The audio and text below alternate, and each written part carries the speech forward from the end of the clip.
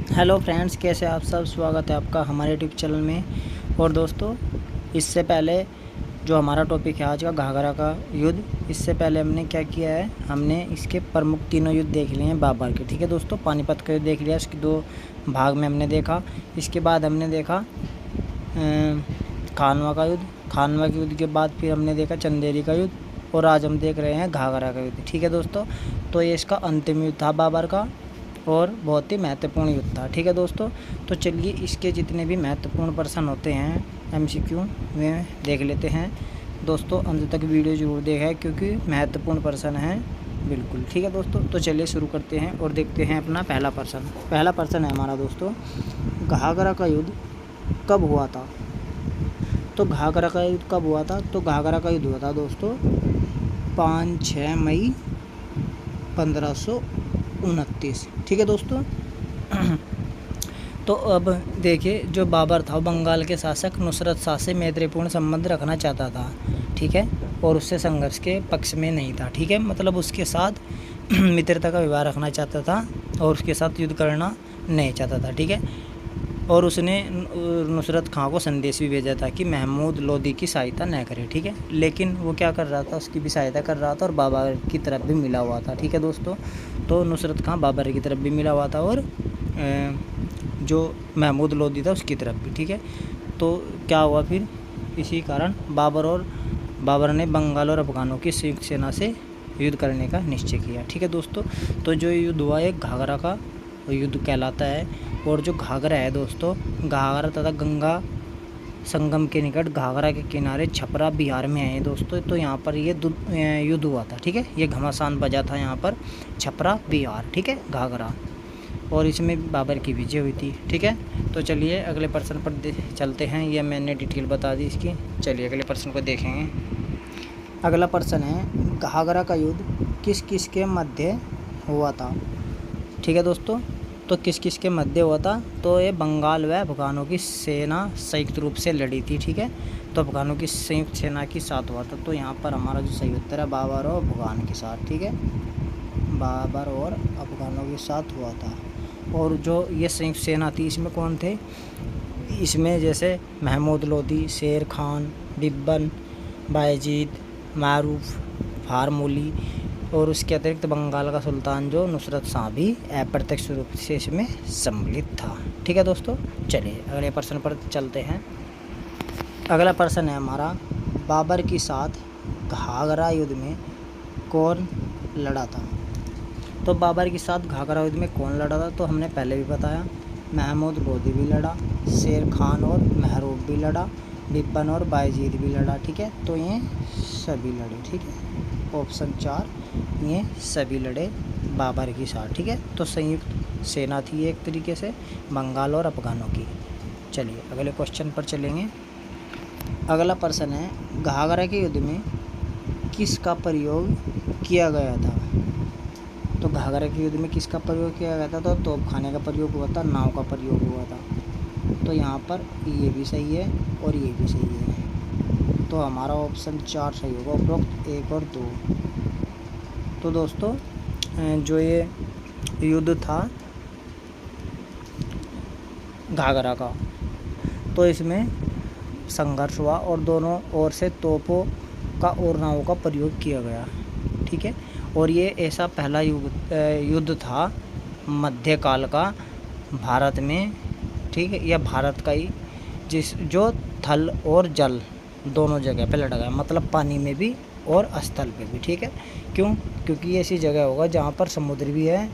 ठीक है, और जहाँ स्थल भी है। ठीक है, अब ऐसी जगह कहाँ है, अब ऐसी जगह घाघरा नदी और गंगा नदी का संगम तट। ठीक है, क्योंकि घाघरा जहाँ छपरा है, ये बताया मैंने, घाघरा के किनारे घमासान हुआ था। ठीक है, तो इसी वजह से, क्योंकि घाघरा नदी के और गंगा के संगम के निकट घाघरा के किनारे हुआ था, अब वहाँ पर जल में भी हुई और थल में भी हुई। ठीक है, क्यों, क्योंकि इधर भी भागते होंगे सैनिक और उधर भी जाते होंगे। ठीक है, तो उधर नाव का प्रयोग किया गया था और तोपखानों का भी प्रयोग किया गया था। तो आपको यहाँ पर ध्यान रखना है, मध्य युग का, यह मध्ययुगीन भारत का यह प्रथम युद्ध था जो जल और थल पर लड़ा गया। चलिए अगले क्वेश्चन को देखेंगे। अगला प्रश्न है हमारा, जल और थल पर लड़ा गया कौन सा युद्ध था? तो जल और थल दोनों जगह, दोनों पर लड़ा गया युद्ध था घाघरा का युद्ध। तो घाघरा का युद्ध कहाँ लड़ा गया? जल और थल दोनों जगह, ठीक है। और ये पहला युग था मध्यकाल का। चलिए अगले प्रश्न पर चलेंगे। अगला प्रश्न है बाबर का यह कौन सा युद्ध था? तो बाबर का ये अंतिम युद्ध था, ठीक है, ये अंतिम युद्ध था बाबर का। चलिए अगले प्रश्न को देखेंगे। अगला प्रश्न है बंगाल के किस शासक ने बाबर से मैत्री कर ली थी? तो बंगाल के किस शासक ने बाबर से मैत्री कर ली थी? तो ये कर ली थी नुसरत शाह ने। किसने कर ली थी? नुसरत शाह ने बाबर से मैत्री कर ली थी, ठीक है। देखिए बाबर का अंतिम युद्ध था और इस संघर्ष के बाद वह कहाँ का सर्वोच्च अधिकारी बना? बिहार का बना। और बंगाल के शासक नुसरत शाह ने बाबर से मैत्री संधि कर ली और दोनों ने एक दूसरे को शत्रु को शरण न देने का वचन दिया, ठीक है। दोनों मतलब कि हम जो हमारा दोनों का कोई भी शत्रु होगा तो हम उसको क्या करेंगे? शरण नहीं देंगे, उसे सपोर्ट नहीं करेंगे, हम बिल्कुल उसका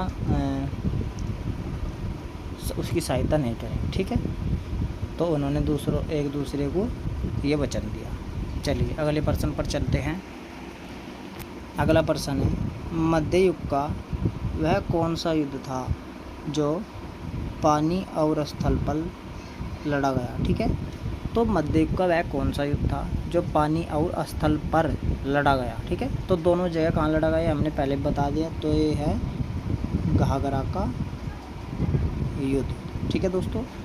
तो घाघरा का युद्ध आपको ध्यान रखना है। बाबर का भी अंतिम युद्ध था, ठीक है। उसके 4 प्रमुख युद्ध थे। हमने यहाँ ये चौथा युद्ध पढ़ रहे हैं हम, और जो 5 मई 1529 ईस्वी को हुआ था और बाबर की मृत्यु अगले साल हो गई थी 30 में, ठीक है। तो मध्य युग का ये जो घाघरा युद्ध था जो पानी और स्थल, ठीक है, पानी मतलब जल, वाटर, और स्थल पर लैंड भूमि पर हुआ था, ठीक है। चलिए अगले प्रश्न को देखेंगे। अगला प्रश्न है घाघरा युद्ध के बाद बिहार का सर्वोच्च अधिकारी कौन बना था? घाघरा युद्ध के बाद बिहार का सर्वोच्च अधिकारी कौन बना था? तो दोस्तों ये बना था बाबर, ठीक है।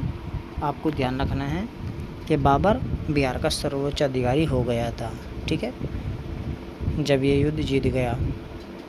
चलिए अगले प्रश्न पर चलेंगे। अंतिम प्रश्न है हमारा घाघरा का युद्ध किसने जीता था? ठीक है दोस्तों, तो ये बाबर ने जीता था और हार किनकी हुई थी? अफगान की, ठीक है दोस्तों। इनकी क्या हुई थी? हार हुई थी। तो दोस्तों घाघरा का युद्ध बाबर ने जीता था और उसके बाद उसने अपना जो साम्राज्य विस्तार किया वो पानीपत, खानवा, घाघरा युद्धों को अपनी विजय के बाद बाबर संपूर्ण उत्तर भारत का शासक बन गया था और उसका साम्राज्य मध्य एशिया में आक्सस नदी से लेकर उत्तर भारत में बिहार तक फैला था, ठीक है दोस्तों। और जो उसने बात ही बताई थी कि मुझे बिहार तक का कितना राजस्व प्राप्त होता था? 52 करोड़ रुपये, ठीक है दोस्तों। कितना? 52 करोड़ रुपये उसको प्राप्त होता था, जो हिंदुस्तान की कुल मालगुजारी का हिस्सा था, ठीक है दोस्तों। तो उनने बिहार तक फैला और हिंदू गुस्से पखे बद सका और बलख के प्रदेश के अधीन थे, ठीक है, बद, खसा तथा बलख, ठीक है। तो दोस्तों इस तरीके से उसने अपना साम्राज्य बढ़ाया। तो इससे संबंधित ये प्रश्न थे दोस्तों, महत्वपूर्ण थे काफ़ी, और ये हमारे चारों प्रमुख युद्ध हो गए। इसके बाद हमारी जो अगली वीडियो होगी वो होगी हमारी बाबर के जो अन्य युद्ध हैं, ठीक है, जो इन चारों युद्ध से पहले लड़े थे उसने, जो में प्रमुख इतने खास युद्ध नहीं है मतलब, लेकिन फिर भी क्वेश्चन वहाँ से भी बन सकते हैं। तो एक वीडियो में उन सारों युद्धों को भी देख सकते हैं। यदि कोई बड़ा हुआ तो उन्हें हम अलग वीडियो में देख लेंगे, ठीक है दोस्तों। तो चलिए दोस्तों फिर आपसे अगली वीडियो में मिलते हैं, तब तक के लिए धन्यवाद, नमस्कार। मस्त रहें, व्यस्त रहें और पढ़ते रहें, ठीक है दोस्तों। चलिए धन्यवाद।